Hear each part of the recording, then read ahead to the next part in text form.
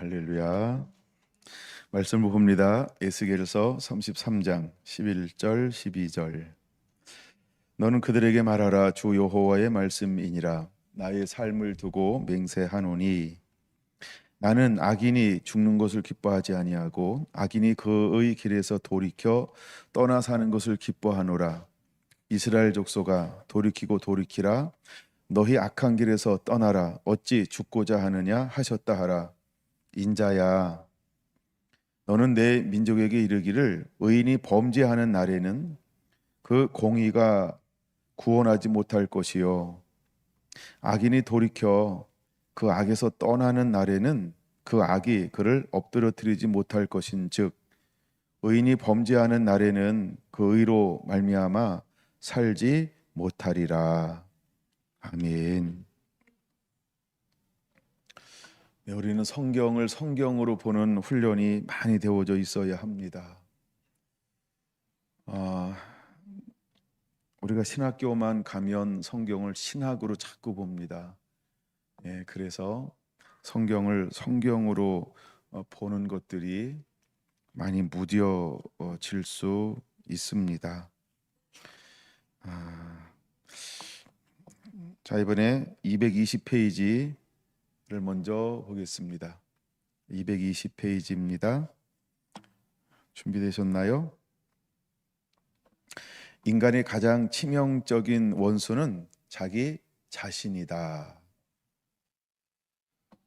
인간의 가장 치명적인 원수가 자기 자신이라는 것과 인간에게 닥칠 수 있는 가장 두려운 심판이 자기 자신에 의해 좌우된다는 것을 여러분은 알고 있습니까? 은혜가 할 수 있는 가장 큰 역사는 인간을 자기 자신에게서 구원하는 일입니다. 인간의 가장 가혹한 비난과 불평은 자기 자신을 향해야 마땅합니다. 인간이 수행해야 할 가장 큰 임무는 자기 자신을 부인하는 일이고, 우리가 날마다 기도하고 경계하고 싸워야 할 가장 큰 원수가 우리 자신의 육적인 마음과 의지라는 것을 알아야 합니다.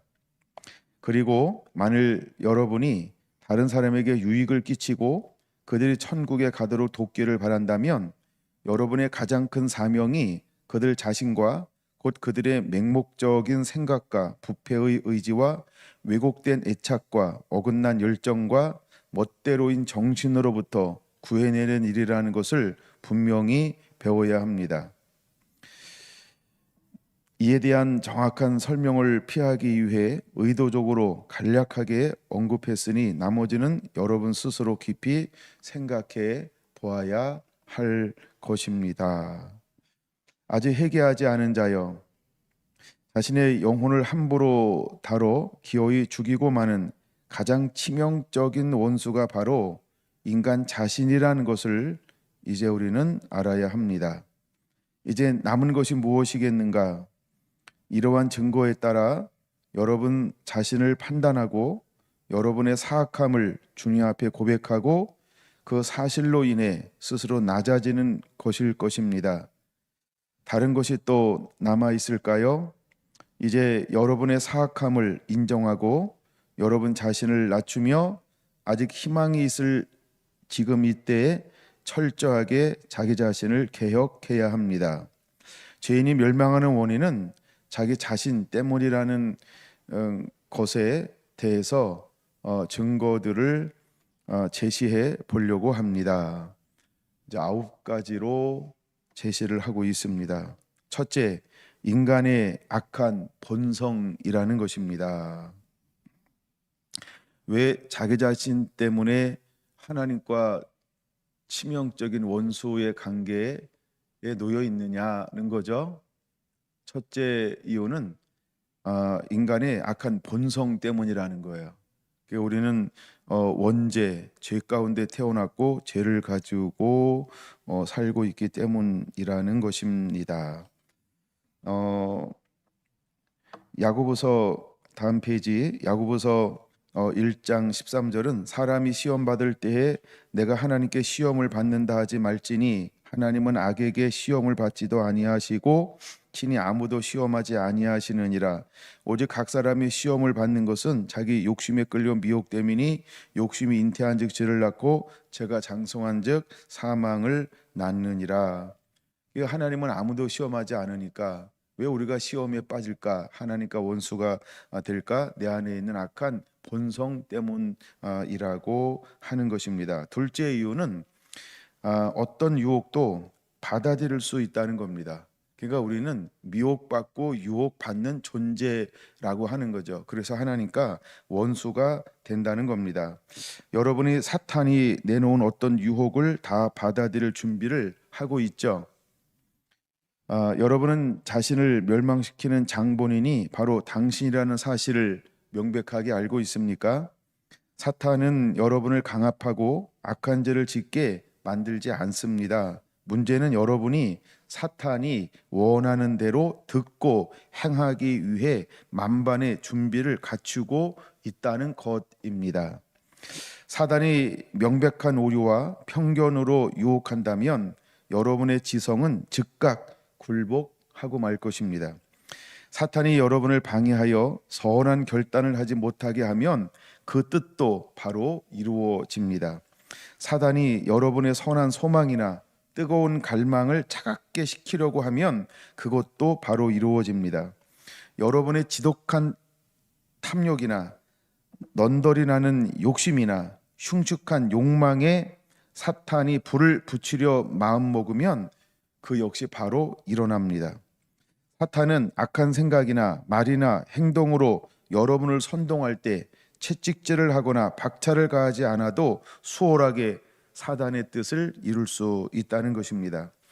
사탄은 여러분이 거룩한 생각이나 말이나 행실을 막으려고 할 때 여러분의 입에 재갈을 물리지 않아도 손쉽게 뜻을 이룰 수 있습니다. 여러분이 사탄의 제안을 신중히 검토하지도 않고 단호히 거부하지도 않고 가차없이 던져버리지도 않기 때문입니다. 게다가 사탄이 붙이려고 애쓰는 불씨를 꺼져버리지도 않고 오히려 사탄과 힘을 합하여 죄를 도모하며 사탄을 만나러 마중을 나가기까지 합니다. 사단의 제안을 가결시키며 심지어 여러분을 유혹해달라고 사탄을 유혹하기도 합니다. 미끼를 찾아 배회하는 욕심 사나운 물고기는 맨 낚시 바늘도 덥석 물어버립니다. 그런 물고기를 잡는 것은 일도 아닙니다. 그러니까 우리가 타락한 본성이라고 하는 것은 사탄의 유혹과 미혹을 너무나 쉽게 받아들이고 있다라고 하는 것입니다. 여러분, 타락하지 않았던 하와도 넘어갔는데 타락한 본성을 가진 저와 여러분들은 어떨까요? 그렇죠? 사탄이 공격만 하면 쉽게 받아들인다는 겁니다. 그래서 우리는 싸워야 한다는 거죠. 그래서 우리가 예수님을 임금과 구주로 모셔드리고 이전 것은 지나갔으니 보라 새 것이 되었도다라고 하는 것은 어떤 의미가 있는 걸까요? 우리가 하나님의 말씀, 즉 빛이 우리 안에 비치기 전에는 그냥 사탄이 우리에게 다가와서 유혹하고 미혹하면 100% 넘어갑니다. 근데 거듭난 사람, 근데 빛 가운데 거하는 사람은 씨름하기 시작한다는 거예요. 그게 큰 차이점입니다. 그래서 사탄이 손쉽게 넘어뜨리지 못하는 거죠. 그게 회개한 사람입니다. 그래서 여러분, 우리가 밭의 비유는 어떤 걸까요? 말씀은 하나님의 씨는 하나님의 말씀이라고 그랬어요. 그래서 씨를 가진 자는 요한 1서에 보면 죄를 짓지 아니하나니 왜요? 그 안에 하나님의 말씀, 말씀이 있기 때문입니다. 그러니까 우리가 거듭난 사람은, 진짜 회개한 사람은 쉽게 넘어지지 않아요. 넘어지지 않는다가 아니고요, 쉽게 넘어지지 않는다고요. 근데 이제 우리가 거듭났어요. 그리고 성령으로 인도함 받아요. 매 순간순간 성령으로 인도함 받아요. 그리고 성령님과 친밀한 교제와 관계를 맺어요. 그러면 그 사람은요, 나는 약하지만 나와 함께 하시는 성령의 도우심으로 이기고 또 이기는 삶을 살아갈 수 있는 거예요. 우리가 왜 말씀을 젖어줘야 하고 묵상해야 하고 매일매일 말씀 앞에 머물러야 할까요? 우리가 말씀을 매일매일 앞에 머물지 않으면 쉽게 사탄의 유혹에 우리는 넘어질 수밖에 없는 존재라고 하는 거예요. 그래서 우리가 말씀을 날마다 묵상하고 그래서 깨어 있어야만 사단의 미혹과 유혹을 분별하여 이길 수 있게 된다는 거예요. 그래서 하나님은 우리 보고 항상 기도하기를 원하는 거예요. 항상 하나님을 가까이 하기를 원하는 거예요. 그러니까 예수님이 제자들에게 말하잖아요. 시험에 들지 않게 나와 1시 동안 깨어 기도할 수 없더냐. 이건 우리가 예수님과 함께 있어도 예수님이 주시는 주옥 같은 말씀을 직접 먹었어도 예수님을 통한 모든 영광과 표적과 기적을 보았고 경험했어도 내가 치유의 경험, 내가 성령의 경험, 내가 말씀의 레마, 계시의 경험, 어떤 은혜를 내가 경험했다 할지라도 내가 깨어 있지 않으면 뭐 할 수 있다는 걸 말씀하고 있는 걸까요? 시험 들 수 있다, 넘어질 수 있다, 사탄의 미혹과 유혹에 나도 손쉽게 유혹될 수 있다. 이거를 우리에게 말씀해 주고 있는 거예요. 그래서 우리는 매일매일 나를 죽이는 거고, 그래서 나는 매일매일 새로운 마음으로 하나님을 향하여 다른 박질해야 하는 존재라고 하는 거예요. 이건 누구만 할까요? 회개한 사람만 이 삶을 살 수 있는 거예요. 진짜 회개한 사람만 이 삶을 살아요. 회개한 척 하잖아요. 이거 하나님이 원하는 수준에 이르지 않는 회개한 척하면 그렇게 안 살아요. 그건 여러분들 스스로 생각해 보시면 돼요. 세 번째 이유는 구원에 도움이 된다면 뿌리치는 거예요. 예. 여러분을 구해내고 여러분에게 유익을 주려는 모든 것과 여러분 자신을 파멸시키지 않게 막아주려는 모든 것을 완강히 뿌리치고 있다는 점에서 여러분의 멸망을 분명 여러분 책임이라는 것이죠. 우리는 가끔 자신의 이익을 따지지 하나님의 나라, 하나님의 의, 하나님의 방법, 하나님의 계획, 하나님의 섭리 이딴 거 생각하지 않아요.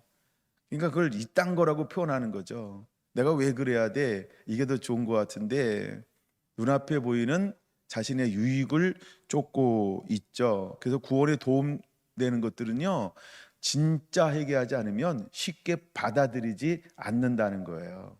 그리고 그것을 무거운 짐으로 여기기 시작합니다. 그래서 오히려 난 그 길 안 가. 난 내가 가고 싶은 길을 갈 거야. 왜 꼭 저렇게 해야 돼? 이런 방법도 있는데 왜 많은 사람들은 저렇게 해도 잘 살고 잘 먹잖아. 괜찮은 것처럼 보이잖아. 그러니까 사람들이 기준을요, 말씀에 두지 않고요, 보여지는 사람들에게 둬요. 그러니까 기준이 움직이는 거에 둔다는 거예요. 절대 진리인, 변개되지 않는 말씀이나 예수님께 두지 않고요, 움직이는 거에 기준을 둬버려요. 그러니까 사탄이 우리를 유혹하기에 얼마나 쉬운지 몰라요. 여러분, 우리는 구원에 도움되는 것을 쉽게 물리치지 않고 값비싼 대가를 지불하면서 구원에 도움되는 것을 잡을 줄 아는 자가 되어야 한다는 거예요. 네 번째 이유는요, 자신의 멸망을 하나님 탓으로 돌리기 때문에 그런 거예요. 여러분이 하나님의 성품을 입맛에 맞게 왜곡하고 있다는 점, 또한 여러분이 여러분의 자신을 파괴하고 있다는 사실을 우리가 명백하게 알고 있어야 합니다. 여러분은 하나님의 지혜로우신 계획을 좋아하지 않을 수 있어요. 하나님의 공의도 매정함과 야박함으로 그렇게 여길 수 있다는 거죠. 하나님의 거룩함을 좋아하지 않기 때문에 그래요. 그 길은 너무 좁고 협착하고 또 찾는 이가 적어요. 그래서 우리가 뭐 목사님도 저런데 뭐 이러면서 우리가 봐왔던 신앙생활, 우리가 봐왔던 사람들, 저래도 멀쩡하게 살잖아, 잘 살잖아, 괜찮잖아, 아무 일이 없잖아. 우리는 이런 것에 스스로 이렇게 타협하려는 그런 마음들이 누구에게나 다 있어요. 우리가 이 책을 읽어나가면서 여러분, 정말 말씀이 우리의 기준이 되기를 원합니다. 그리고 제가 어떤 걸 나누든 중요한 건 하나님이 우리를 어떻게 보고 또 나를 어떻게 보냐가 가장 중요합니다. 뭐 여러분 내 앞에 서서 제가 여러분 심판할 건 아니잖아요. 그러니까 제가 여러분 민원 청구 100% 해도요, 제 기준에 맞추면 때로는 어긋날 수도 있어요. 우리는 말씀에 여러분에게 절대 기준이 되어야 할 줄로 믿습니다. 그래서 저는 서두에 신학 말고요, 그냥 말씀이요, 성경을 성경으로 봐야 돼요. 성경을 보는 것을 신학으로 보면 이 에스겔 33장을 한국 교회는요 전부 잘못 해석할 수 있어요. 예, 일단 신학 교리하고 안 맞아요. 예, 성경은 제가 지금 계속 이것을 한 달 이상 같은 본문을 본문으로 삼고 읽잖아요. 왜 그럴까요? 왜 그럴까요? 우리가 이거를 계속 얘기하고 싶은 거예요. 예, 우리가 11절 여러분 죄인이 하나님은 죽는 것을 기뻐하지 않아요. 죄인이 죄에서 돌이켜 떠나면 하나님이 그를 구원하시겠다는 거예요. 두 번째 12절은 뭘까요? 의인이 의인대로 살면 구원받지만 의인이 범죄하면 버림받는다는 거예요. 12절이 그 말 맞죠? 근데 한국 사람들은 신학으로 이걸 보면요, 이 에스겔 33장의 이 말씀을요 그냥 글자고 그냥 넘어가요. 마음의 비침을 못 얻을 수 있어요. 왜? 우리는 자기가 아는 대로 성경을 읽는 경우가 굉장히 많거든요. 여러분 그런 적 없나요? 내가 똑같이 물론 다 읽었어요. 수없이 들었어요. 근데 어떻게 성경을 들어요? 내가 듣고 싶은 대로 들어요. 그런 거 있죠? 이 말씀도 그렇게 보는 아주 중요한 성경 구절 중에 하나예요. 12절 다시 한번 볼까요, 여러분? 인자야, 너는 내 민족에게 이르기를 의인이 범죄하는 날에는 그 공의가 구원하지 못할 것이요. 봐요, 한 번 구원이 영원한 구원인가요? 아니죠. 이거 정확하게 말하잖아요. 예, 근데 우리는 이것을 교리로 가져오고 신학으로 가져오면 이 12절을 해석이 안 되고 부닥치는 말씀이에요. 그러니까 이 말씀을 그렇게 안 본다니까요. 아, 의인이 범죄하면 그게 무슨 소리야? 한 번 믿으면 영원한 구원이지. 이걸로 그냥 바꿔버려요. 눈으로 읽는데 머리로는요 전혀 이 말씀이 마음으로 안 들어와요. 다시 한번 읽을까요? 12절이요. 보세요. 인자야, 너는 내 민족에게 이르기를 의인이 범죄하는 날에는 그 공의가 구원하지 못할 것이요, 악인이 돌이켜 악에서 떠나는 날에는 그 악인이 엎드러뜨리지 못할 것인즉. 그 다음 거 다시 보세요. 의인이 범죄하는 날에는 그 의로 말미암아 살지 못하리라. 그러니까 의인이 범죄하면, 말씀에 불순종하면, 말씀을 떠나면 살지 못하리라, 구원받지 못하리라라고 에스겔 선지자는 외치고 있는 거예요. 그렇죠? 그러니까 여러분들이 왜 회개해야 하는지, 그래서 말씀을 보라고 자꾸 이야기하는 거예요. 다섯 번째 이유가 있어요. 지금 뭘 살펴보고 있는지는 놓치지 않아야 합니다. 인간의 가장 치명적인 원수는 자기 자신이라는 거예요. 어떤 자신? 왜곡된 자신을 9가지로 설명하고 있는 거예요. 그래서 다섯 번째는요, 자신의 멸망을 구속자 탓으로 자꾸 돌리는 거예요. 남 탓하고 있다는 거예요. 이 땅 가운데 죄가 들어왔을 때 제일 먼저 저주받는 존재는 뱀이었어요. 두 번째는 하와였어요. 세 번째는 아담이었어요. 그리고 아담이 범죄함을 통해서 이게 꼭 네 번째로 나눠야 될지 모르지만 그 다음에 뭐가 저주받아요? 땅이 저주를 받아요. 예. 그 다음부터 태어나는 모든 사람들은 무엇을 가지고 태어나게 됐어요? 죄성을 가지고 태어나는 거. 이게 본성이라는 거예요.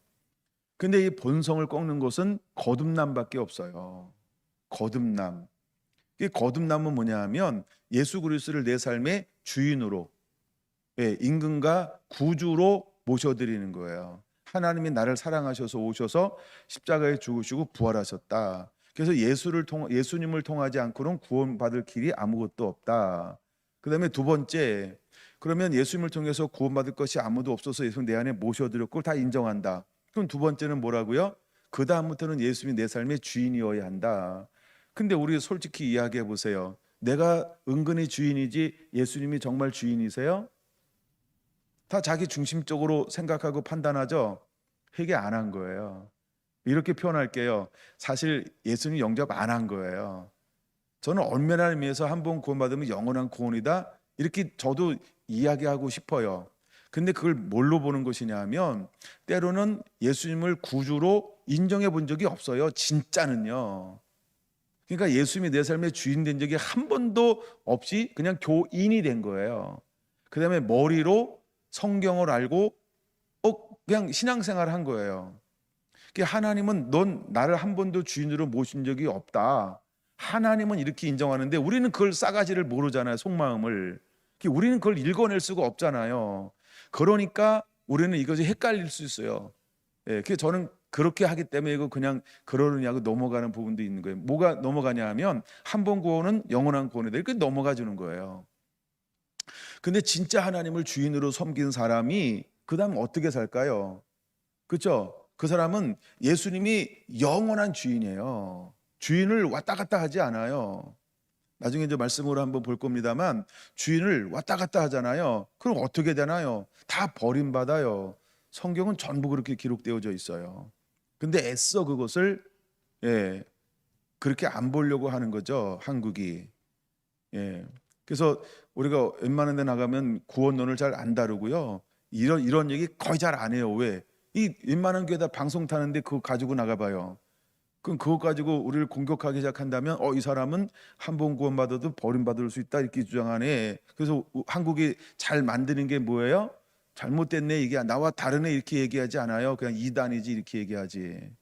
그러니까 그 프레임에 머물고 싶지 않으니까 애써 이것을, 이렇게 강력하게 주장하지 않아요. 예, 그리고 두리뭉실하게 이런 부분들은 또 그렇게 아예 해석하려고 하지도 않아요. 물론 책상 앞에 앉아서 수많은 목사님들은 고민은 하겠죠. 이 성경을 보는데 이렇게 얘기했는데 그럼 이건 뭐지? 그냥 이 본문은 해석을 안 하고 넘어가 버리는 거예요. 예, 주석을 제가 많이 보잖아요. 수많은 주석들을 보잖아요. 그럼 주석이 정말 성경을 하나도 안 빼놓고 다 해석할까요? 절대 그렇지 않아요. 어떤 거는요, 그냥 빼놓고 넘어가요. 그리고 어떤 거는 정말 내가 궁금한 거, 그렇게 수많은 신학자들이요, 전혀 타치하지 않음. 왜 그 수많은 신학자들이 남들이 궁금해하는 걸 그들은 궁금해 본 적이 없을까요? 왜 그들은 궁금해 보지 않았을까요? 그게 신학 사상이 있으니까 그거랑 싸우고 싶지 않은 거예요. 예. 그러니까 수많은 사람들이 다 고민하는 것을 막 수많은 신학자들이 똑같이 그걸 건너뛰기 해요. 예. 그게 주석이고 그게 강해고 그런 거예요. 그게 신학이고. 여러분, 신학보다 앞서야 되는 게 뭐라고요? 성경이요. 여러분들이 성경을 그냥 성경으로 봐야 돼요. 그 훈련이 충분히 되어져 있어야 합니다. 어쨌든 뭘 주장하든 한 번은 다 죽을 거예요. 그리고 한 번은 반드시 하나님 앞에 설 거예요. 예, 그 죽은 자는 말이 없으니까 세상이 시끄러운 거죠. 그렇죠? 그래서 난해한 것들이 만들어지는 거죠. 정말 죽은 사람들이 갔다 와서 우리한테, 야, 내가 잘못 믿었어, 이 얘기를 계속해서 한다고 생각해 보세요. 얼마나 성경에 오류가 없어질까요? 그다음에 해석이 그렇게 신학마다 다를까요? 다 하나지 해석이? 안 그럴까요? 예. 그러니까 여러분들이 성경을 그냥 단순하게 성경으로 보는 게 필요해요. 난 가끔 신학자들이 모르겠어요. 뭘 모르냐 하면, 이렇게 얘기했다가 이렇게 얘기했다가 그런 거요. 아니, 신앙이, 성경이 절대적이면 모든 게 다 절대적이지. 그렇죠? 어떤 건 절대적이라고 이야기해 놓고요, 어떤 거는 상대주의, 그다음에 어떤 시대적, 그다음에 상황적, 그다음에 이렇게 해석을 여러 가지로 해요. 물론 내가 그거를 완전히 거부하는 건 아니에요. 왜냐하면 그렇게 봐야 풀리고 더 이해가 넓어지는 것 정말 많아요. 근데 만약에 성경 자체가 절대 무효하다 그러면 그냥 우리는 그렇게 믿어야 되는 거예요. 근데 사람들이 공부를 많이 하면 많이 할수록 어떤 것도 은근히 취할까요? 성경이 무호설이 아니고요, 성경은 불완전한 거야, 이렇게 보는 시각도 있다는 거예요. 그래서 자꾸 이렇게 사탄에게 넘어가는 거예요. 예. 그래서 우리가 최소한 한국에서 목사하려면요, 성경은 무호설이면 무호설로만 해석해야 돼요. 근데 제가 참 어떤 면에 참 좋아하는데, 어떤 건 계속해서 듣다 보면요, 성경을 본인도 비판하지만 본인도 자의적으로 막 어떤 부분에서 이렇게, 물론 저도 그런 게 많겠죠. 뭐 저도 완벽한 신학을 가지고 있는 건 아닙니다. 저도 굉장히 불완전하죠. 그래서 여러분들은 성경을 성경으로 보는 훈련들, 그게 더 필요하다라는 거예요. 지금 이게 뭐와 씨름하고 있는 거냐면, 리차드 백스터는 왜 자기 자신, 왜 우리가 인간이 가장 치명적인 원수가 자기 자신이냐는 거예요. 그 왜 내가 하나님과 원수가 돼야 돼요? 우리가 원수 되려고 신앙생활하는 건 아니잖아요. 근데 왜 내가 치명적으로 하나님과 원수가 될 수밖에 없을까요? 그게 결국 자기 자신인데, 어떤 자기 자신이에요? 이제 이걸 보면서 깜짝 놀라는 거죠. 뭐냐 하면 다섯 번째가 뭐라고요? 자신의 멸망을 구속자 탓으로 돌리는 거예요. 예. 왜 그걸 구속자 탓으로 돌려요? 그래서 이 얘기를 한번 꺼내보는 거예요. 그 다음에 여섯 번째는 무슨 이유라고요? 자신의 멸망을 하나님의 섭리 탓으로 돌린대요. 내용은 여러분들이 읽어봐야 돼요. 그 다음에 일곱 번째는 하나님의 선물을 마음대로 사용하기 때문이라는 거예요. 그러니까 자신의 멸망을 하나님 탓으로 돌린다. 그 다음에 자신의 멸망을 구속자 탓으로 돌린다. 근데 여섯 번째, 자신의 멸망을 하나님의 섭리 탓으로 돌린다. 이게 얼마나 위험한 거예요. 그래서 한번 이 이야기를 꺼내보는 거예요. 그래서 여러분들이 성경을 때로는 그냥 그대로 읽는 것도 굉장히 필요합니다. 근데 자꾸 사람들이 공부를 하면 할수록 뭐라고 이야기하는지 아세요? 원어로 읽어야 합니다. 고전으로 읽어야 합니다. 그 시대의 상황으로 읽어야 합니다. 자꾸 이런 얘기로 우리를 혼독해요. 그러면 우리가 4,000년에 돌아가서 살아야 되냐는 거예요. 우리는 분명히 지금 21세기에 살고 있거든요.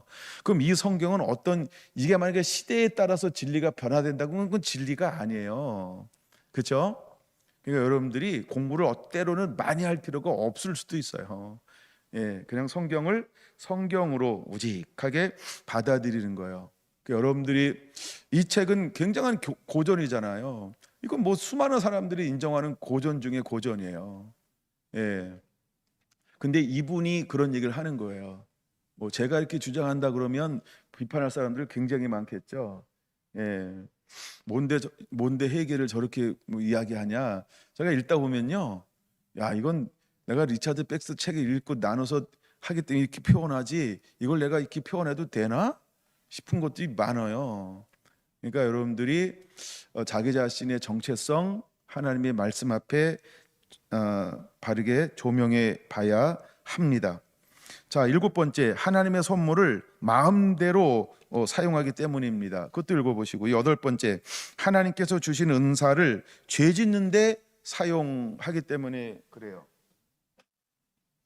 하나님의 은사를 죄 짓는데 사용하기 때문에 그래요. 아홉 번째, 다른 사람의 행동을 죄 짓는 기회로 삼기 때문에 그렇다. 이건 제목만 읽어서는 이해가 안 돼서 내용을 꼭 읽어봐야 돼요.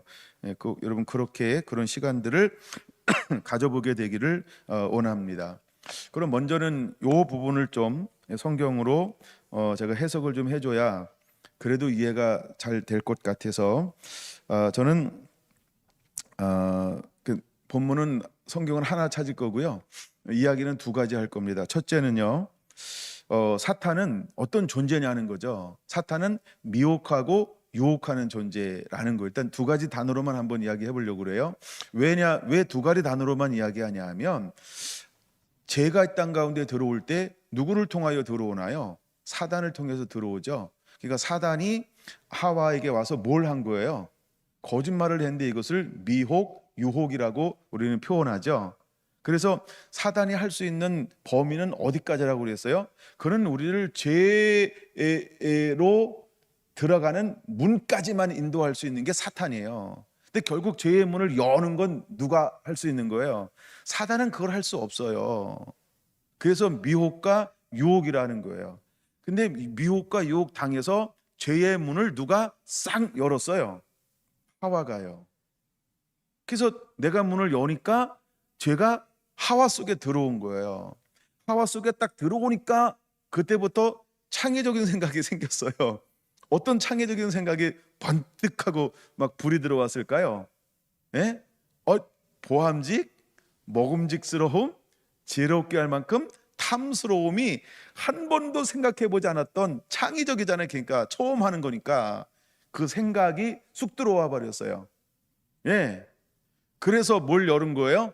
죄의 문을 여는 거예요. 이게 미혹이라는 거예요. 이게 유혹이라고 하는 거예요. 근데 잘 보세요. 먹음직, 보암직, 지혜롭게 만큼 탐스럽게 함. 이게 입장차가 하나님의 입장이에요, 나의 입장이에요. 그걸 잘 보라는 거예요. 그러니까 이거 내가 하고 싶은 것이냐 아니면 하나님이 더 기뻐하는 건가, 우리가 어떤 걸 선택할 때 그거를 곱씹어 생각해 보아야 한다는 거예요. 이게 내가 하고 싶은 거냐, 정말 주님이라면 이렇게 하실 건가, 우리가 약간 최대한 여러분들이 할 수 있는 여러분이 가지고 있는 소양껏, 이게 믿음이라고 표현하고 싶은데 여러분이 가지고 있는 신앙 안에서 최대한 그것을 어떤 행동하기 전에 체크해 봐야 하는 거예요. 저도 어떤 거 행동을 할 때는요, 수없이 생각해 봐요. 일단 나와 하나님과의 관계, 또한 나와 아내의 관계, 나와 어떤 장로님과 권사님들의 관계, 또한 내가 대구 셀까의 관계, 내가 서울 셀까의 관계, 그냥 모든 때로는 어떤 아이들과의 관계, 그러니까 다방면으로 이거 한번 생각해 봐요. 이게 내가 하고 싶어서 하는 거냐, 아니면 정말 이걸 해야 교회가 유익한 거냐. 내가 이렇게 행동을 했을 때 이걸 가장 싫어하고 어려움을 느끼고 좀 이렇게 힘들어할 사람은 어떤 사람인가. 그러니까 이걸 다방면으로 한번 생각해 본다는 거예요.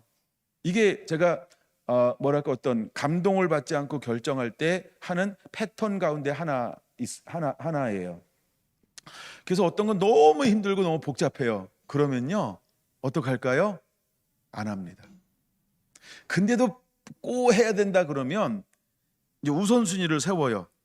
그냥 우선순위라고 하는 건 뭐냐 하면, 이런 것도 있을 수 있으니까 최소화하면서 왜 이것을 해야 되는지, 내가 어떻게 이것을 이야기하고 풀어가지, 뭐 이런 걸 약간 결정을 하는 거예요. 어떤 건 안 할 수 없는 게 있잖아요, 그렇죠? 그럼에도 불구하고 약간 그럴 때 이렇게 나름대로 약간 뭐 그런 절차, 혼자 이제 하나님 앞에 엎드려서, 물론 이제 기도도 하지만 뭘 제일 많이 할까요? 생각을 많이 하는 거죠. 뭐 머리를 돌리는 거지, 뭐 막 돌려보는 거예요. 어떻게 이게 최선이냐, 내가 역량 안에서 할 수 있는 최선은 뭐냐. 근데 저는 감동 주는 거를 그렇게 머리를 굴려서 생각하지는 잘 않아요. 그 감동은요, 그냥 믿음으로 하는 거예요. 근데 감동 주는 것이 다 잘 될까요? 잘 되는 것처럼 보이고 안 되는 것처럼 보여도 가장 중요한 건 뭐예요? 그냥 순종하는 거예요. 저는 어쨌든 감동은 그렇게 봐요. 감동은 내가 순종하는 거예요. 내가 순종하는 거예요. 그건 우리의 어떤 이익을 생각하는 게 아니에요. 때로는 하나님이 원하는데 나에게는요 엄청 마이너스인데 주님은 그걸 원해요. 그럼 해야죠. 뭐 그런 게 성경에 얼마나 많은데요. 그러니까 감동이 아닌 것들은 막 생각을 막 해본단 말이에요. 그러니까 여러분들도 그 생각의 기준이 무엇이 되어야 할까라고 할 때, 사단은 어디까지 우리를 갖다 놓을 수 있다고요? 죄의 문 앞에까지 갖다 놔요. 근데 죄의 문 앞에 딱 서는데 사탄과 유혹받을 때 하와에게 창조적인, 그러니까 창의적 생각이 오는데, 그게 뭐냐 하면 보암직, 먹음직, 지혜롭게 만큼 탐스럽게 보이기 시작하더라는 거예요. 결국 그는 어떻게 했어요? 그걸 내가 이기지 못한 거죠. 하나님이 이기지 못한 건가요? 내가 이기지 못한 거죠. 그러니까 사탄은 미혹과 유혹까지만 해요. 죄의 문을 여는 것은 사탄이 안 열어요. 사탄은 뒤에서 이러고 있을 거예요. 반드시 미혹 당한 자가 문을 여는 거예요. 그러니까 책임을 누가 지는 거라고요? 문을 연 자가 책임지는 거예요. 사단은 우리 거기까지만 딱 갖다 놔요. 이렇게 문 열 수 있도록. 열지 않으면 안 될 때까지 우리를 막 이렇게 갖다 몰아붙이죠. 그래서 진짜 회개한 사람은 그때서야 그게 드러나는 거예요. 진짜 회개한 사람은요, 아무리 사탄이 뭐라고 그 앞에 딱 갖다 놔도 절대 안 움직여요. 내가 여기까지는 올 수 있어. 나도 그렇게 하고 싶은 게 내 안에 있지. 근데 주님이 나한테 감동을 안 줘. 그다음에 나는 그거 하면 안 되는 걸 난 알아. 거기서 뭘 하는 거예요? 절제하고요. 그걸 인내하고요. 하나님이 기뻐하지 않는 것을 스스로 선택하지 않는 거예요. 그게 회개한 사람이에요. 그게 진짜 거듭난 사람들이에요. 그럼 죄는요 이기는 거예요. 죄는 인내를 통해서 이기는 거예요. 죄는 하나님이 싫어하는 거잖아요. 그러면 거듭난 사람은 뭘 할까요? 하나님이 싫어하는 것 점점 줄이고 하나님의 기뻐하는 걸 행하는 사람이 거듭난 사람이고 회개한 사람이에요. 근데 여러분, 후회하는 사람은 어떨까요? 후회하는 사람은요 늘 체인처럼 계속 똑같은 걸 반복해요. 회개 아닙니다. 만약에 여러분들이 그런 삶을 살고 있다 그러면 분명히 알아야 돼요. 그 회개한 적이 없는 거예요. 회개한 사람은 이기는 거예요. 진짜 회개한 사람은 이긴다니까요. 내가 이길 수 있는 게 아니고요. 내가 진짜 회개하면 하나님이 이길 수 있는 힘을 주고 도와주신다고요. 근데 내가 왜 하나님 나를 안 도와줄까요? 진짜 하나님께 맡긴 적이 없잖아요. 맡기고 싶은 거지. 그다음에 하나님 앞에 놓았다가 집에 올 때 다시 가져왔고, 그다음에 하게 맡겼다가 한 달 후에 다시 찾아가지. 뭐 전당포도 아닌데, 예, 다시 가져가잖아요. 진짜 회개한 사람은 그걸 다시 안 가져가요. 그게 진짜 회개예요. 여러분, 지금까지 어떻게 살았는지 모르지만 남은 인생을 살아갈 때는 진짜 회개가 필요한 거예요. 한번 내려놓으면 그걸 다시 가져오지 마세요. 그게 회개예요. 그 사람은 요 문을 열지 않아요. 이 죄의 문을 열지 않는다니까요. 열 수가 없어요. 왜요? 그 안에 하나님을 향한 뜨거운 마음과 사랑함이 있기 때문에 그래요. 이걸 우리는 뭐라고 표현하면 자유의지라고 표현하는 거예요. 하나님은 우리가 선택할 수 있는 뭘 줬다고요? 야, 넌 네가 할 수 있어. 네가 할 수 있다는 거예요. 내가 할 수 있다는 거예요. 내가 할 수 있는 걸 줬기 때문에 사단도 거기까지 인도해요. 하나님도 거기까지 인도하는 거예요. 하나님이 좋은 걸 다 말씀하세요. 그리고 하나님은 내가 뭘 순종하냐 불순종하냐, 순종할 때 이걸 전부 누리게 하는 거고요. 불순종하면 야, 안타깝다, 난 너가 불순종하면 내가 이걸 너한테 줄 수가 없다, 그러시는 거예요. 사단은요 내가 죄 지을 때 거기까지 문 여는 문 앞에까지는 인도해요. 근데 문을 여는 건 누구라고요? 내가 여는 거. 이게 자유의지예요.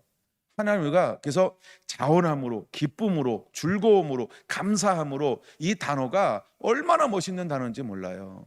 여러분, 하나님을 어떻게 섬기실래요? 그렇게 섬겨야 돼요. 신앙은 행복한 사람이 하는 거예요. 그래서 신앙은 세계에서 인정받아요, 못 받아요? 다 핍박하려고 하죠. 그 신앙 따로 삶 따로요. 그 신앙이라고 하는 건 이 땅의 세상의 신이 이 땅을 다스릴 때 굉장히 싫어하는 거예요. 진짜는 사단이 너무너무 싫어해요. 그리고 우리가 진짜로 살아가는 것은 이 세상에서 좁은 길인 거예요. 협착한 길이에요. 근데 하나님이 나와 함께하고 내 안에 진짜 함께한 걸 내 영이 아는 거예요. 거듭나고 새로운 영이. 그러니까 하나님이 뭘 좋아하는지 아니까 내가 그분이 좋아하는 걸 할 때 내 안에 사랑하는 마음이 생겨서 그냥 그게 행복한 거예요. 그리고 평안한 거예요. 그리고 즐거운 거예요. 제가 지난 시간에 스데반을 나눴잖아요. 왜 스데반의 얼굴은 그 똑같은 복음을 전하는데 그들은 승질나고 분노하고 막 이를 갈잖아요. 근데 그들과 상관하지 않고 스데반은 어떻게 변화됐어요? 천사의 얼처럼. 하나님이 그에게 은혜를 줬잖아요. 어떤 은혜를 줘요? 하늘의 문을 열어 보좌 옆에 서 계신 승리하신 어린 양 예수님을 보여주는 거예요.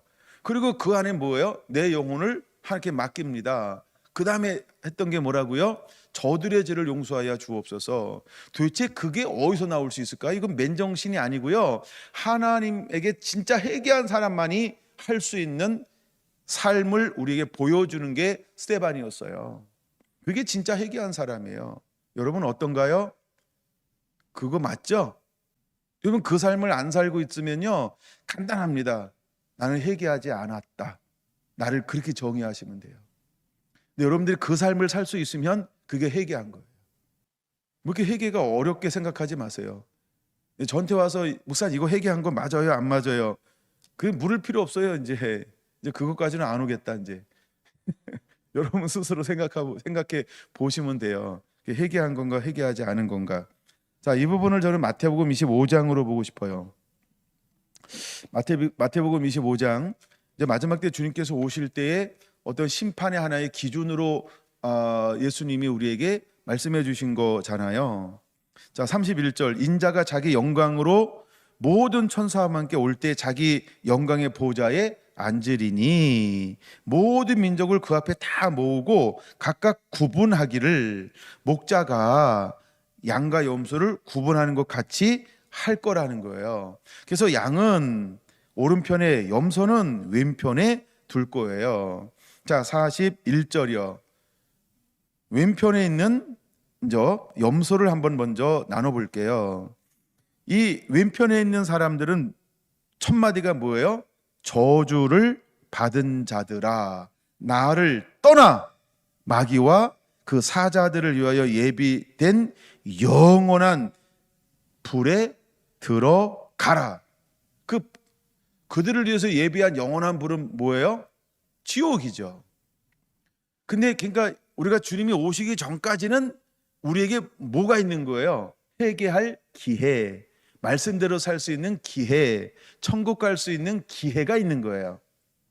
근데 왼편에 있는 사람들은 기회가 있음에도 불구하고 어떻게 사는 거예요? 어떻게 살았어요? 자신의 멸망을 하나님 탓으로 돌려요. 자신의 멸망을 구속자 탓으로 돌려요. 자신의 멸망을 하나님의 섭리 탓으로 돌려요. 이게 염소라는 거예요. 만약에 여러분들이 누구 탓을 하고 있다라고 한다면 그거는 염소 편에 선 사람이라는 거죠. 여러분들이 이 책을 읽어가면서 단순히 책도 읽으면서 이 책을 읽는 가운데 자꾸 하나의 말씀이 생각이 나야 돼요. 많은 말씀이 생각난다. 무엇으로 이 말씀을 나누면 은혜가 될까? 저는 그래서 그거를 중에 시간 되는 대로 선택을 하는 거예요. 예. 어떤 건 말씀이 막 계속 떠오르는 게 있어요. 물론 떠오른다고 다 적진 않아요. 나름대로 시간도 안배하는데 늘 제가 가지고 온 걸 소화를 다 못하죠. 짧게 하는 설교는 아닌데 약간 길게 하는데도 그걸 다 못 나눠주는 경우가 많죠. 근데 여러분들이 나눠준 것 안에서 단순히 여러분을 자꾸 회개라고 하는 것도 그렇고 은혜도 그렇고 자꾸 자신에게 대입해 봐야 한다는 거예요. 그것 하지 않으면 우리는 어쩌면 그냥 교훈일 수 있어요. 교훈. 교훈은 사람을 변화시키지 못해요. 순간에 은혜가 되고 좋을 수는 있어요. 예, 물론 순간적으로 기분 나쁠 수도 없고, 에이 오늘 집에서 유튜브로 드릴 걸, 나와가지고 이럴 수도 있어요. 여러분 유튜브가 좋을 수 있지만 좋지 않아요. 예, 현장이 좋은 겁니다. 유튜브는 어쩔 수 없을 때 하는 거예요. 여러분 현장을 더 사모하시기를 바랍니다. 예, 어떤 핑계와 이유도 해당되지 않아요. 여러분 같이 나와서 하나님 앞에 함께 공동체를 이루어서 함께 예배해야 돼요. 혹시 여러분들이 집에서 예배를 드릴 경우가 있다고 한다면 가족이 함께 모이고요. 그래도 안 된다 그러면 이 대구셀은 진지하게 생각해 봐야 돼요. 셀별로 모이세요. 예, 1시간 반 왔다 갔다 하기가 번거로울 것 같으면 셀별로 수요일 날 하고 그다음에 금요기도에 셀별로 모이셔야 돼요. 예, 본인들이 좋은 건 잘하잖아요. 그럼 본인들이 불편한 것도 할 줄 아는 게 진짜 거듭난 사람들이에요. 예, 왜냐하면 나를 위함이 아니고 주님을 위한 존재잖아요. 우리가 대구셀 아멘 할 수 있나요? 예, 아멘 할 수 있는 분들은 지금 라이브 보는 분들은 아멘이라고 다 문자 올릴 수 있죠. 우리는 글 쓰는 걸 차단하지 않았어요. 한번 올려보세요. 예, 안 쓴 사람은 안 드리거나 딴 거 하고 있거나 그런 거죠. 예, 왜냐하면 그게 해결하는 거예요. 우리가 가는 길이 나를 위해 가는 게 아니고, 그렇죠? 좁은 길을 걸어가는 거예요. 좁은 길을 걸어가는 것. 회개가 깊이 들어갈수록 굉장히 무섭습니다. 그래서 우리가 회개만 제대로 다루면요, 진짜 성도가 되는 거예요. 진짜 성도가. 예, 이제 회개 끝나가잖아요. 예, 그러니까 제가 약간 이 정도 센 거는 아이고 하나님이 우리에게 진짜 하고 싶은 것도 세 발의 피도 안 돼요. 예, 그래서 여러분들이 함께 모여서 예배하는 거랑 각자 흩어져서 예배하는 거랑 질적으로 다를 거려. 안 다를까요? 제가 코로나를 걸려본 적이 있어요. 제가 10걸음만 와도 올 수 있는데 혹시나 나 때문에 여러분들에게 이 목사님 코로나인데 어떻게 안 와야 되는 거 아니야? 라는 도덕성에 걸릴까 봐 제가 10걸음을 못 움직였잖아요. 근데 제가 어떻게 예배했을까요? 그렇죠? 똑같은 거예요. 예. 그다음에 저도 이제 가끔 이렇게 나가서 뭐 할 때 이제 예배하고 이럴 때 있잖아요. 내가 어떻게 할까요? 똑같아요. 그래서 예배는 혼자 하는 게 아니고요. 예? 지금은 혼자 하는 것보다는요. 모여야 돼요. 모일 수 있는 사람들이 함께 모여서 그래야 의복이라도 좀 갖추고 그래야 뭐 분위기도 갖추고 그래야 왔다 갔다 안 하고 그래도 뭔가 체면도 차리고 양식도 차리고 마음도 집중할 수 있고 누군가 옆에 있어야 그나마 우리는 좀 절제가 되는 인간이잖아요. 아무도 없어 봐요. 내 마음대로지 뭐. 몰라요. 나는 여러분들이 어떻게 하는지 내가 물어본 적도 없고 추적해 본 적도 없어요. 근데 우리가 한국의 코로나 이후와 코로나 전으로 지금 한국 교회는요 그렇게 한국 교회를 진단하고 있어요. 제가 이번 주도 많은 이제 그런 세미나를 한 것들을 계속 듣고 있거든요. 근데 그들이 한결같이 한국 교회를 진단하는 그런 교수들과 전문가들은 뭘로 지금 분리하고 있냐면 코로나 전과 코로나 이후로 그렇게 진단하고 있다라는 거죠. 그럼 과연 코로나가 몇 년 있었을까요? 몇 개월 안 되잖아요. 그렇죠? 뭐 30개월인가요? 근데 30개월이 한국 교회를 바꿨다? 야, 그러면 그 사람들은 어떤 사람일까요? 회개 안 한 사람이에요. 회개 안 한 사람이에요. 30개월이 우리 삶을 바꿔 놓았다? 진짜 회개한 사람이 30개월 지났다고 바뀔까요? 그렇죠? 안 바뀌는, 진짜는 안 바뀌는 거예요. 어떻게 진짜가 가짜가 되는 게 쉬워요. 그렇죠? 그러니까 그 사람들은 어떤 의미에서 내가 100%라고 얘기할 수는 없어요. 모르니까. 근데 어떤 의미에서는 진짜 회심을 안 한 거예요. 가짜 회심이에요. 회심한 척하는 거죠. 근데 진짜 회심한 사람은 그렇게 못 살아요. 주님을 사랑하는데 그렇게 살 수 있겠어요? 그러면 사랑이 그렇게 약한가요? 지금 멀쩡하지만 위기를 만나봐요. 그렇죠? 이인순 권사님, 혜진이가 위기를 만났어요. 그때 대충 사랑하실 거예요? 지금은 그 사랑이 안 보이지만 위기를 만나면 엄마가 진짜인지 아닌지 그게 나타나잖아요. 위기 때. 그렇죠? 아이 너 이제 나이 먹어서 네가 알아서 해야지 뭐 위기를 만나면 그렇게 내놓을까요, 엄마가? 모르죠. 또 아직 때가 안 돼서 죄송해요. 흔들어서 그런 거랑 똑같다는 거예요.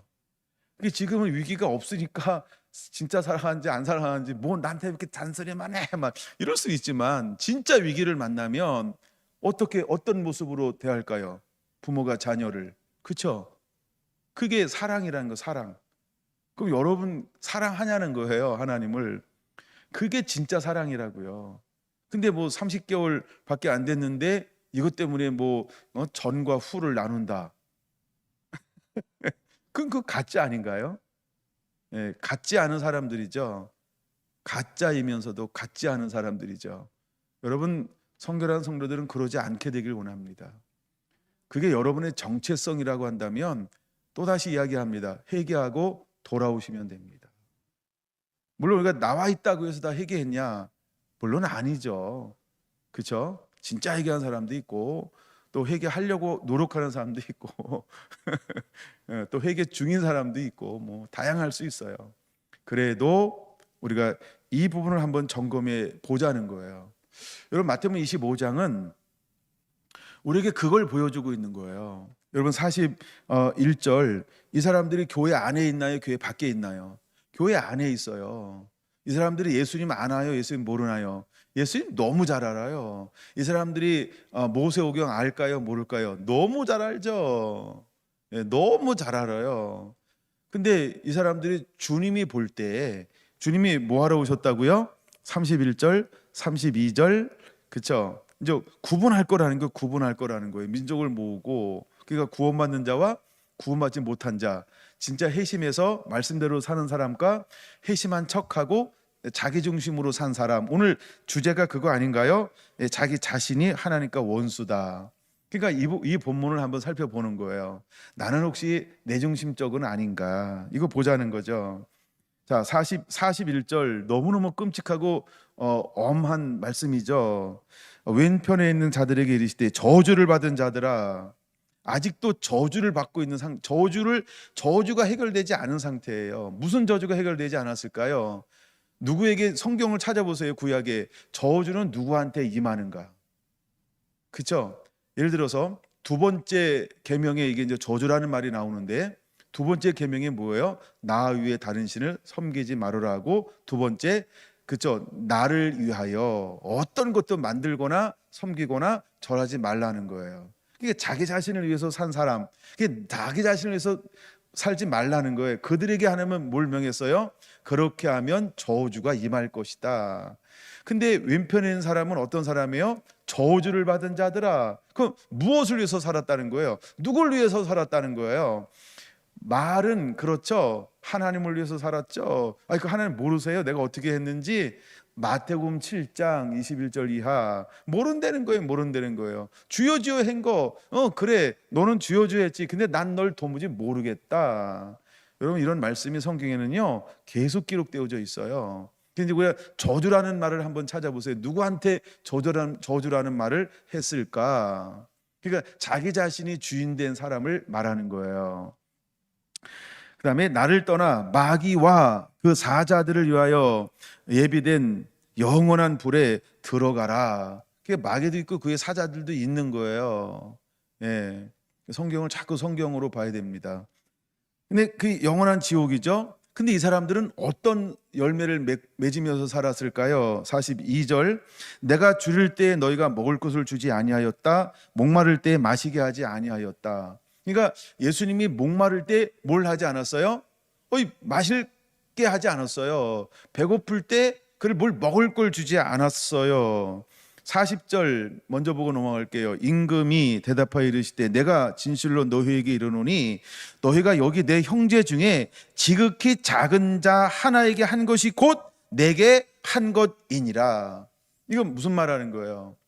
지극히 작은 자에게 하지 않았다는 거예요. 뭐 하고 있으면서도 야 너 진정으로 회개했다면서도 너 회개한 거 맞니? 회개한 사람은 어떤 삶을 산다고요? 사랑하는 삶이요. 사랑으로 사는 거예요. 회개한 사람은요. 그래서 사랑하는 삶을 사는데 그래서 그 안에는 기쁨도 있고 즐거움도 있고 자원함도 있어요. 자기 중심적 삶을 사는 것이 아니고 그렇죠? 사랑하는 삶을 사는 것이 회개한 사람만이 할 수 있는 거예요. 우리가 사랑하는 척은 할 수 있어요. 왼편에 있는 사람처럼. 사랑하는 척은 어떻게 한 거예요? 하나님이면 섬겼죠. 예수님이면 섬겼죠. 이런 거예요. 아니 목사님이면 섬겼죠. 장로님이 그랬으면 내가 섬겼죠. 근데 저 사람은 아니잖아요. 이런 거예요. 그래서 우리 안에 사랑하는 것을 막는다. 그럼 회개하셔야 된다는 거예요. 작은 소자에게 지극히 작은 자에게 하지 않았다라고 하는 것, 그걸 주님이 우리에게 묻는 거예요. 그러나 우리가 모든 사람을 다 하라고 하는 거 아니죠. 누구 하는 거예요? 내 삶의 주변에 있는 사람을 말하는 거예요. 내가 만나고 교제하는 사람들 중에 라고 하는 의미가 있어요. 내 주변을 돌아보라고 하는 거예요. 내 주변을 돌아보라고. 내가 막 돈을 막 싸가지고 다니면서 아니면 카드 가져다니면서 필요해요? 내가 줄게요. 뭐가 필요해서 이거 줄게요. 뭐가 필요해? 줄게요. 이런 식으로 다니는 게 아니고요. 예, 내 주변에 있는 사람들 가운데 내가 만나는 사람들 가운데 배고픈 자, 목마른 자가 있으면 그들에게 그것을 하는 것이 곧 뭐라고요? 나를 사랑하는 거야. 그러면 그건 누구만 할 수 있는 행동이라는 거예요. 회개한 사람만 할 수 있다고 하는 거예요. 좀 더 볼까요? 43절이요. 주님은 저보다 길게 말씀하셨어요. 그래서 좀 주님이 말한 것처럼 한번 해보려고요. 나그네 되었을 때 영접하지 아니하였고 헐벗을 때 옷 입히지 아니하였고 병들었을 때 옥에 갇혔을 때 돌보지 아니하였느니라. 요즘 저희 교회는 이제 제가 고민을 참 많이 한 게 이런 부분이에요. 내가 그분이 나한테 아침마다 요구할 때 무조건 들어줘야 되느냐, 아니면 나는 그것을 어떻게 해야 되는가, 이걸 저는 내려올 때마다 계속 이 고민을 해요. 수년 고민하고 있는 거예요. 수년 고민하고 씨름합니다. 그럼 그분은 진짜 여기에 해당되는 가난한 지극히 작은 자냐? 제가 이거를 근본적으로 한번 물어봐요. 네. 하여간 그걸 내가 물어보는 거예요. 하나님 앞에 제가 씨름하는 거예요. 이런 씨름을 하는 거예요. 끊임없이 이걸 씨름을 하는 거예요. 끊임없이. 예. 끊임없이 제가 그런 걸 씨름해요. 여러분들도 씨름해 보시기 바랍니다. 만약에 내가 씨름하다가 이 부분이 하나님 말씀에 위배된다 그러면 저는 그냥 지옥입니다. 간단하죠, 뭐. 이 말씀대로 안 살았으니까 지옥이죠. 예. 그러면 그가 요구하는 대로 내가 다 줘야 되느냐? 예. 길을 잘못 들었나 봐요. 장로님한테 가라고 그럴 걸. 저한테 맨날 오는 습관을 들여가지고요. 예. 저만 기다리잖아요. 이제 나오실까, 저제 나오실까, 고무신 사가지고 이렇게. 예. 하여간 계속 고민을 굉장히 많이 합니다. 하여간 이건 고민하고 씨름하고 어떤 기준을 가져야 될 것인가를 굉장히 고민을 막 하는 그런 부분이에요. 네. 예. 올해는 어떻게 올렸는지 여러분 다 아시죠? 워낙 뭐 재정보를 빠른 시간에 해서 잘 못 볼 수도 있어요. 근데 뭐 선교 부장님은 잘 알겠죠. 얼마나 올렸는가. 예. 하여간 뭐 그 이외에 하여간 우리가 정한 것도 주지만 때로는 선교부에서 나가지만 때로는 재정에서도 나가고요. 하여간 어떤 때는 뭐 이유를 얘기하면 이건 해줘야 되겠다. 뭐 이런 게 또 있어요. 근데 어떤 거 이유를 설명할 때 이건 너무 과한데. 예. 이건 그에게 우리가 그걸 전부 책임질 수가 없어요. 지금 매주 거의 매주예요. 동일한 한 주제를 가지고 한 2년 이상 저한테 얘기하고 있어요. 그게 뭔 주제인지 여러분 다 아시죠? 정말 모르시는 분은 찾아오세요. 예. 다 모르나요? 오직 한 주제가 있어요. 한 주제. 예, 제가 예를 들어 뭐 다른 걸 얘기한다 그러면 그럴 수 있다 그래서 그런 건 제가 머뭇거리는 적이 거의 없어요. 예, 뭐 신발이 없다. 그럴 수 있지. 뭐 신발도 1년에 몇 켤레씩 사줍니다. 예, 옷이요? 1년에 막 몇 벌씩 사주고 막 이럽니다. 양말이요? 예, 막 사놓으라 했잖아요. 막 안 사놓으면 안 돼요. 예, 뭐 그건 달래는 대로 뭐 거의 없으면 뭐 때로는 막 사택에 들어가서 제 거 갖다 주고 막 이래요. 예, 새 거 없으면은 신던 거라도 좀 신어보라고. 근데 신던 걸 가져온 적은 한 번도 없습니다. 네, 물론 못 준 적도 있어요. 근데 꼭 다음 주에 꼭 드리겠다고 뭐 그런 건 할 수 있어요. 근데 하여간 뭐 제가 볼 땐 이것이 하여간 고민할 부분이기 때문에 한번 그렇게 고민도 한번 해봅니다. 이 얘기를 제가 왜 장황하게 할까요? 여러분도 같이 고민해 보라는 거예요. 여러분은 실제적인 삶을 살면서 그들을 향하여 여러분은 어떤 마음을 품었는가. 그래서 여러분들이 그런 부분을 만날 때 씨름해보고 그 다음에 자꾸 해봐야 돼요. 그리고 해야 돼요. 예, 어떤 거. 이제 저희 교회가 이제 자꾸 교단이나 하여간 뭐 자꾸 알려지고 자꾸 이제 이렇게 선교해보고 막 이다 보니까 정말 생각 외로 도와달라는 손길이요 너무 많이 와요. 예, 굉장히 많이 와요. 예, 너무 많이 온다니까요. 근데 그걸 어디까지 해야 되느냐? 간단합니다. 근데 막 괴로워요. 마음이 아픈 거죠. 씨름해야 되잖아요. 어떻게 보면 어렵고 힘든 거 맞아요. 근데 하나님은 어렵고 힘든 걸 무조건 다 책임지라는 말씀을 안 하셨잖아요. 그래서 이것을 내가 어떻게 감당해야 되는가? 혹시라도 내가 그게 작은 잔데 너 그걸 외면했다 이러지는 않을까? 예, 막 이런 씨름을 저는 이게 매주 어떤데 매달 이런 씨름을 하는 거예요. 매달이요. 예, 왜 어려운 사람들은 뭐 늘 어렵잖아요, 그렇죠? 그리고 자기 거 하면서 어렵다고 늘 도와달라고 그래요. 예, 자기 거 하면서. 이럴 때 내가 어떤 기준을 가지는 주님이라면 어떻게 하실까? 그래도 고민하고 씨름해봐요. 그래도 고민하고 씨름해봐요, 막. 예, 생각보다 저희 교회 손을 많이 벌려요. 제가 이런 고민 잘 얘기 안 하죠. 뭐 장로님하고도 이런 거 잘 얘기를 안 하니까. 뭐 짐을 이거 나눠줘야 되는 것인가, 혼자 져야 되는 것인가, 예, 이제 그런 고민을 해서 이런 거는 그냥 혼자 어떤 건 지자라고 생각을 하는 거죠. 그럼 여러분에게 그런 것이 왔을 때 여러분은 어떻게 할 것인가? 여러분에게도 이런 일이 좀 많이 일어났으면 좋겠어요. 여러분들 이런 또 단단해지기 위함이라면 좀 그런 경우가 많이 왔으면 좋겠어요.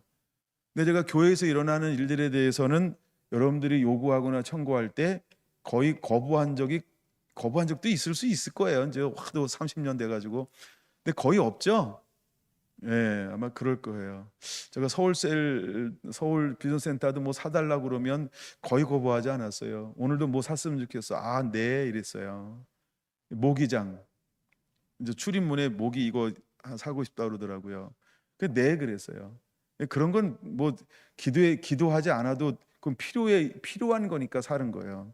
필요한 걸 저는 기도해 보지는 않았어요. 그냥 아, 그건 필요하네. 그럼 현장에서 결정하는 거니까. 얼마짜리 살려고요? 뭐 어떤 거 살려고요? 그런 건 절대 묻지 않습니다. 혹시 그것이 여러분 마음에 걸리는 분은 여러분이 물어보세요. 근데 저는 그게 마음에 걸리지 않아요. 뭐 하여간 본인이 알아봐서 사는 수고와 헌신과 희생, 그것만 해도 감사하죠. 예, 제가 저희 교회 뭐 바꾸고 뭐 이런 거 할 때도 뭐라고 이렇게 이야기하지 않죠. 그러니까 여러분들이 이 지극히 작은 것에 하는 것에 대해서 충분히 여러분들이 훈련되어져 있어야 한다는 거예요. 그래야 자기 의지로 인해서 하나님과 원수가 되지 않아요.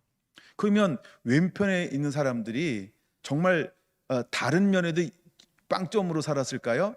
아니에요. 어쩌면 왼편에 있는 사람이요, 오른편에 있는 사람보다 훨씬 다른 부분은 뛰어난 게 많을 수도 있어요. 정말 많을 수 있어요. 근데 주님이 뭘 본 거예요? 중심이요. 그 마음의 중심이요. 중심으로 어떻게 했냐는 거예요. 중심이요. 그 어떤 열매가 때로는 결과가 뭐야? 너 뭘 했어? 이런 거예요. 이게 또 딴 얘기 하나 할 건데 이야기 한번 들으세요. 어느 분이 저를 만나고 가면서 본인이 쓴 시집을 하나 주고 갔어요. 내가 그분이 쓴 시집을 열 몇 편을 다 읽었어요. 여러 사람이 써서 책을 하나로 만든 건데 그 시를 딱 읽었는데요. 제가 시를 딱 읽고 나서 느낀 게 뭔지 아세요? 염세주의. 시가 밝지 않아요. 왜 염세주의라고 얘기했는지 궁금하신 분은 저한테 반드시 오세요. 내가 그 시집 아직 안 버렸어요. 예, 그거 딴 사람 거 또 읽어보려고요. 근데 그분 거 일부러 다 읽어봤어요. 그러면 시라고 하는 건 자기가 어쨌든 그 안에서 묵상하고 자라나고 그 나오는 거잖아요. 표현이, 그렇죠? 근데 너무 어두워요. 시가. 아, 이분은 이렇게 이제 어떤 목회적인 삶을 살았지만 내면 세계는 굉장히 암울하구나. 염세주의라는 느낌이 확 왔어요. 예, 염세주의를 그냥 찾아보서 단어를 정의하시면 돼요. 예, 하여간 그래서 너무 어둡다. 예, 하여간 개인적으로 그냥 이거 근데 아직까지 아무한테도 얘기 안 했어요. 여기서 공개적으로 얘기하는 건 뭐 비난하려는 의도는 얘기하는 게 아니고요. 우리가 그럴 수 있다는 거예요. 그러니까 왼편에 있는데 지극히 작은 자에게 하지 않았다. 그러니까 요 한 면만 보면 근데 다른 거는 오른편에 있는 사람보다 나은 것도 훨씬 많을 수 있다. 예. 근데 주님은 뭘 본 거예요? 가인과 아벨하고 똑같은 걸 본 거예요. 야, 너는 다스릴 수 있는데 가인 보고 가인이 왜 넘어졌어요? 죄를 다스리지 못한 거예요. 그리고 그는 죄된 성품을 가지고 하나님 앞에 나온 거예요. 그러니까 죄를 가지고 하나님 앞에 나오니까 하나님이 그 예배를 받을 수 있어요? 못 받아요? 못 받는 거예요. 우리는 그 근본적인 것을 봐야 되는데 왜 나는요? 이럴 수 있어요. 저는 심판권을 저한테 주지 않았어요, 하나님이. 저는 여러분을 심판할 수는 없습니다. 예. 근데요, 하나님은 여러분을 심판하시는 거예요. 예수님은 여러분을 심판하실 거예요. 여러분 스스로 앞에 삶을 어떻게 사냐 보다도 반드시 우리가 심판자 앞에 설 건데 그때 주님은 나를 향하여 뭐라고 말씀하실 것인가? 이거는요, 회개를 다룰 때 다루지 않으면 제가 이걸 언제 얘기하겠어요? 예. 우리가 이 책을 읽은 지 한 6년쯤 되나? 5년, 6년쯤 되죠? 그건 앞으로 제가 이런 해결하는 책을 다시 읽자라고 앞으로 몇 번이나 더 할 수 있을 거라 생각이 들어요. 그렇죠? 5년마다 한 번씩 하면은 2번밖에 없어요. 여러분 이 책을 취미로 읽지 마세요. 심각하게 읽으셨으면 좋겠어요. 나는 읽을 시간이 없어요. 그렇게 생각으로 막 이렇게 넓은 길을 가지 않았으면 좋겠어요. 그냥 읽고 이건 여러분들이 하는 거예요. 제가 여러분들을 막 지적하고 막 이게 죄다라고 막 다 얘기하고 그러면 여러분 괜찮을까요? 예, 그렇죠? 여러분 이 책을 읽어나가면서 스스로 자기와의 씨름에서 이겨야 돼요. 할렐루야. 마태복음 25장은 우리에게 그걸 보여주는 거예요. 마지막 때까지 이 두 종류의 사람은요 여전히 신앙생활을 하고 있어요. 근데 그분이 오셨을 때 구분 안 되는 거예요.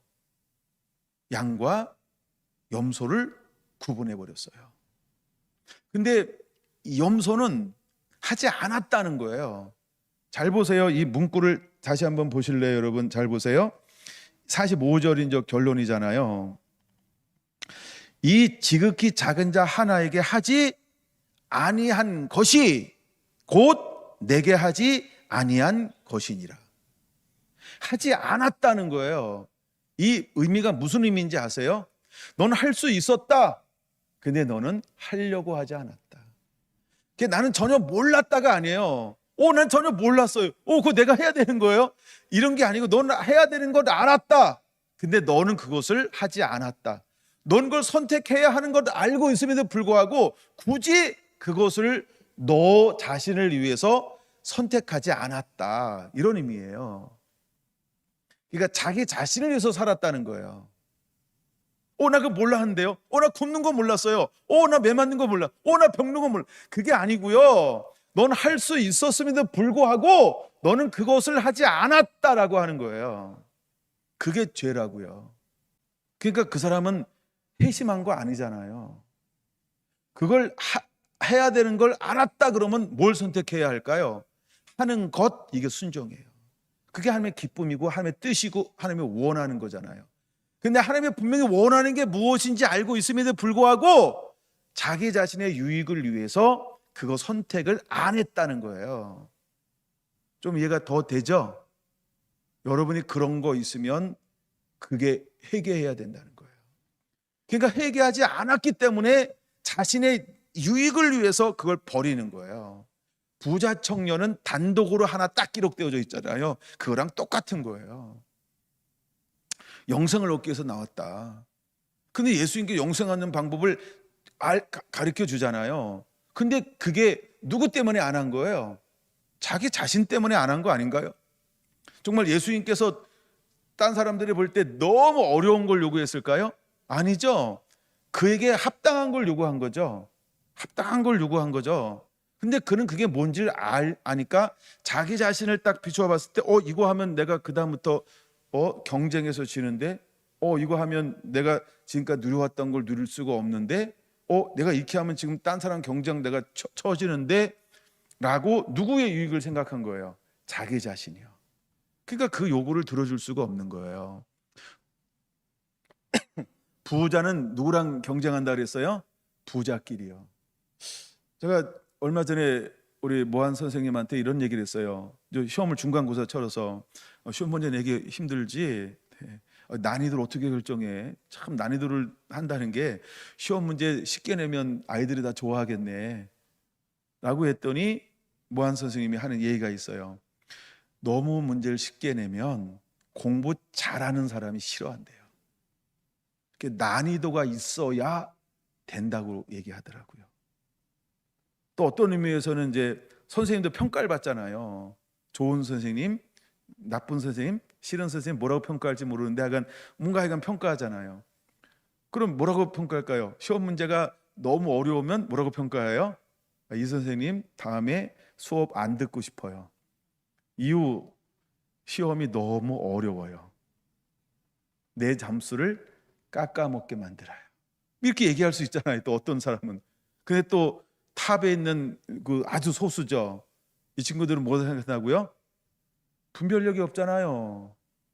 내가 쟤보다 정말 잘하거든요. 근데 그 시험으로 내가 잘하는 게 안 나타나잖아요. 선생님 나빠요. 오히려 이렇게 얘기할 수 있다는 거죠. 그 내가 모한 선생님이 얘기하는 거 듣고 바로 이해했어요. 아, 힘들구나. 그러니까 서로 입장이 다르니까. 서로 입장이 다르니까. 예. 저는 시험 문제 쉽게 내면 좋아하는 사람이에요. 전 그렇게 탑은 아니니까. 근데 예. 근데 탑에 있는 친구들은 뭐라고요? 어려울수록 좋아하는 거죠. 왜냐하면 어차피 다 어려우니까. 예. 아, 그렇구나. 이것도 똑같다라고 하는 거죠. 이것 염소와 양도 똑같다는 거예요. 근데 결국 누가 그 선택을 한 거예요? 내가 할 수 있음에도 불구하고 나 자신을 위해서 그것을 애써 외면한 거죠. 그럼 외면한 게 결국 어떤 열매를 맺은 거예요? 그죠? 넌 할 수 있었는데 하지 않았다. 그러므로 너는 회개한 사람이 아니야. 너는 순종한 사람이 아니야. 너는 날 사랑하는 사람이 아니야. 너는 나를 알고 있는 사람이 아니야. 넌 나의 참 자녀가 아니야. 넌 거듭난 자가 아니야. 너는 영원한 천국을 함께 들어올 수 있는 사람이 아니야. 그래서 꺼지지 않는 영원한 불에 그를 던지겠다는 거예요. 여러분 정말 어려워서 지옥 갈까요? 아니죠. 뭐 많은 거 알잖아요. 정말 몰라서 법을 어길 수 있어요. 우리 법 공부한 거 아니니까. 예. 근데 여기서 말하는 건요, 그렇게 어려운 거 아니에요. 너 어떻게 해야 되는지 알고 있는데, 야, 넌 그걸 선택하지 않았잖아. 이게 진짜 해결하는 거예요. 여러분들이 8장을 읽어 나가면서 그걸 깨달아야 돼요. 그걸 우리에게 보여주고 싶은 거예요. 자, 이제 주일날은 마지막 에잇이 아니고 9인가요? 예, 챕터 9를 나누게 될 겁니다. 이제 10가지를 다루게 될 것인데 한번 읽어보시고 또 은혜 받고 그렇게 되기를 원합니다. 네, 기도하겠습니다.